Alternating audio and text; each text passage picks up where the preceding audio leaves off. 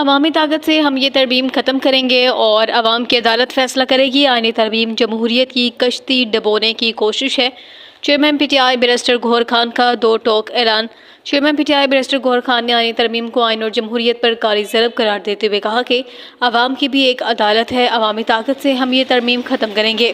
Media سے بات میں ان کا کہنا تھا، حکومت نے جلدی میں ترمیم منظور کر کے آئین و جمہوریت کی کشتی ڈبو دی۔ یہ آصف زرداری، عارف الوی جو کسی ایک شخصیت کا نہیں بلکہ ریاست پاکستان کا معاملہ ہے۔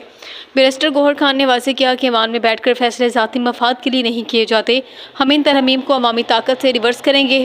یاد رہے، قومی اسمبلی نے 2/3 اکثریت سے 27ویں آئینی ترمیم منظور کر لی، جس کے حق میں 234 جبکہ مخالفت میں صرف 4 ووٹ آئے۔ وزیر قانون عاصم نصیر تارڑ نے سینیٹ سے منظور شدہ مسودے میں 6 اضافی ترامیم پیش کی، جنہیں ایوان نے شوکہ وار منظوری دی۔ اب یہ بل دوبارہ سینیٹ کو بھجوایا جائے گا، جہاں حکومت نے مزید ترامیم شامل کرنے کا عطیہ دیا ہے۔